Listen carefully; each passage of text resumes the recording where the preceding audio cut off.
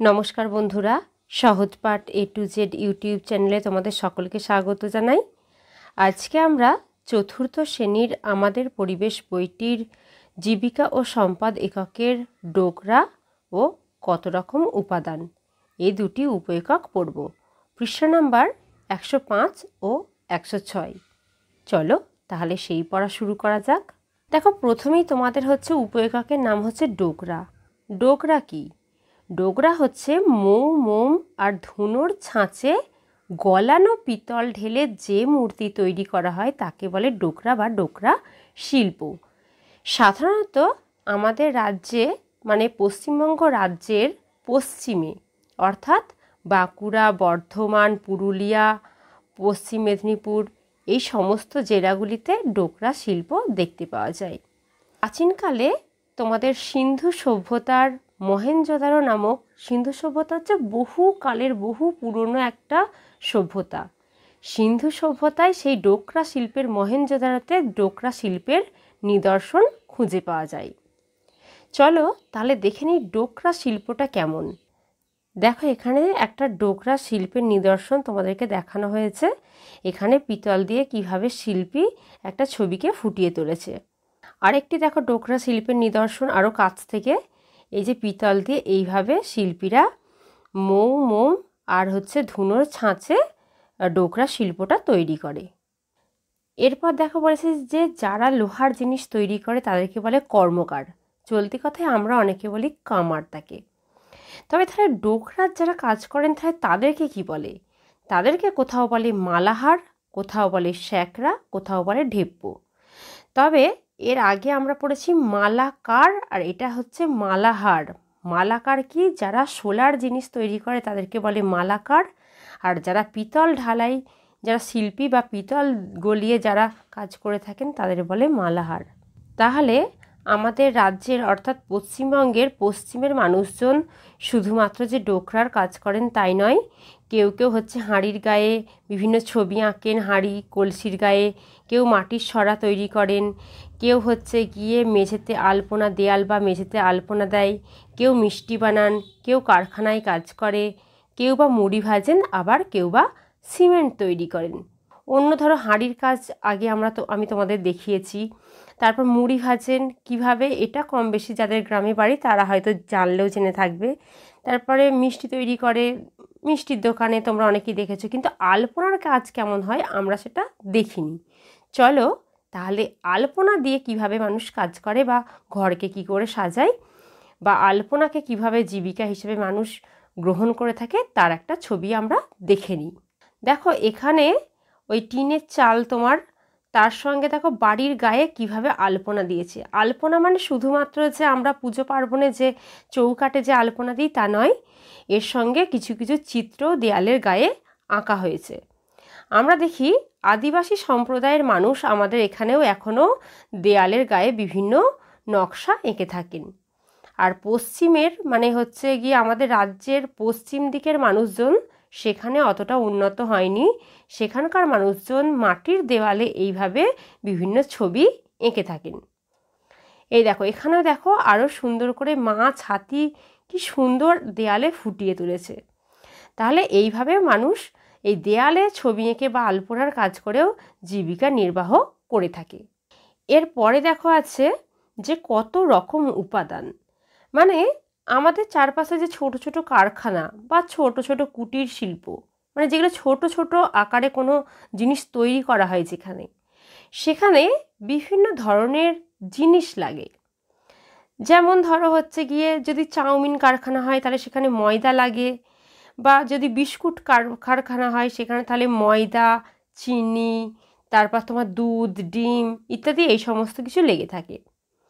এবার বলেছে যে এসো এখন আমরা এরকম তোমার চেনা কিছু শিল্প আর তার প্রধান উপাদান জানার চেষ্টা করি। শিল্পে কি তৈরি করা হয় আর কি উপাদান লাগে বলে তোমার মনে হয়। চলো তাহলে এই ছকটা আমরা একটু দেখে নিই।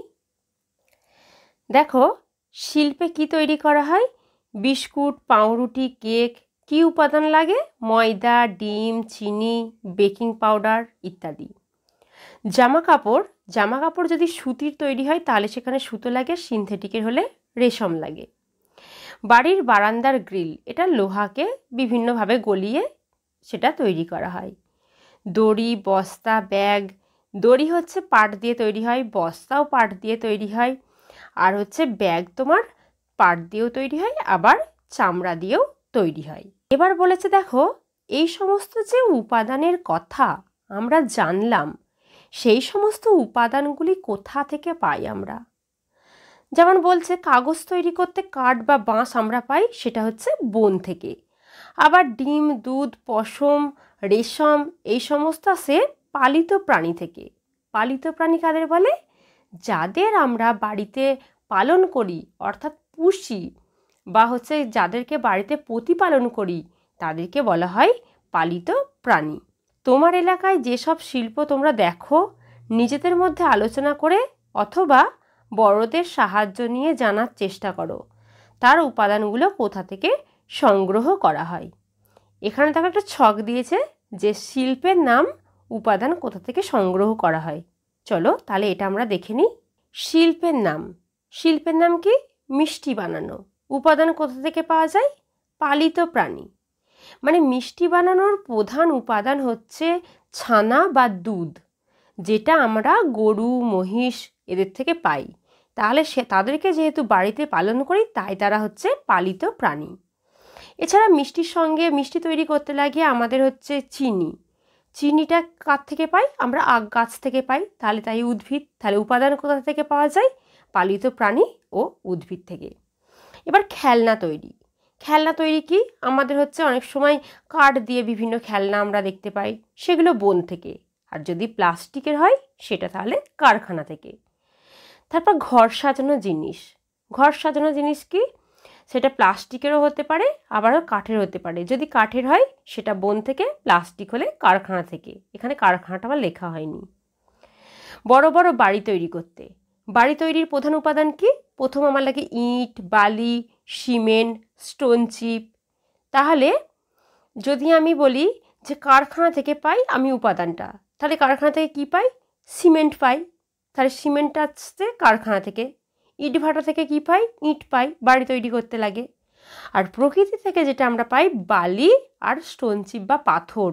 পাথরকে, বড় বড় পাথরকে কেটে ছোট ছোট স্টোন চিপ আকারে আমরা সেটা ব্যবহার করে থাকি। এরপর দেখা বলছে কাপড় বোনা। কাপড় বুনতে কী লাগে? সিনথেটিকের হলে রেশম কীট, আর হচ্ছে উদ্ভিদ মানে সুতো থেকে হলে তোমার উদ্ভিদ থেকে আমরা সেটা পেয়ে থাকি। কি কি প্রশ্ন ছিল চলো তাহলে সেটা এক নজরে দেখে নিই। প্রথম প্রশ্ন, ডোকরা কাকে বলে? মোম ও ধুনোর ছাঁচে গলানো পিতল ঢেলে। মোম আর ধুনোর ছাঁচ থাকে, তাতে গলানো পিতল ঢেলে নানা রকম মূর্তি তৈরি করাকে বলে ডোকরা বা ডোকরা শিল্প। কোন জেলার মানুষ ডোকরার কাজ করে থাকে? বাঁকুড়া আর বর্ধমান জেলার মানুষ। এছাড়া পুরুলিয়া, পশ্চিম মেদিনীপুর জেলার মানুষও কিন্তু ডোকরার কাজ করে। যেহেতু তোমাদের বইতে বাঁকুড়া আর বর্ধমান দেওয়া আছে, তাই আমি শুধু এই দুটো জেলার নামই রেখেছি। কর্মকার কাদের বলে? যারা লোহার জিনিস তৈরি করেন তাদেরকে বলে কর্মকার। যারা ডোকরার কাজ করেন তাদেরকে কি বলে? কোথাও মালাহার, কোথাও স্যাকরা হবে, স্যাররা হয়ে গেছে স্যাকরা, কোথাও ঢেপ্পো। পালিত প্রাণী কাদের বলে? যাদের বাড়িতে পালন বা পোষা হয় তাদের বলে পালিত প্রাণী। আজকে তাহলে এইটুকুই থাক। পরের দিন আবার নতুন কোনো ভিডিও নিয়ে হাজির হব। আমাদের চ্যানেলটিকে যদি ভালো লেগে থাকে অবশ্যই লাইক, কমেন্ট ও শেয়ার করতে ভুলো না। আর এরকম নতুন নতুন ভিডিও পেতে অবশ্যই আমাদের চ্যানেলকে সাবস্ক্রাইব করো ও পাশে থাকা বেল আইকনটি প্রেস করো।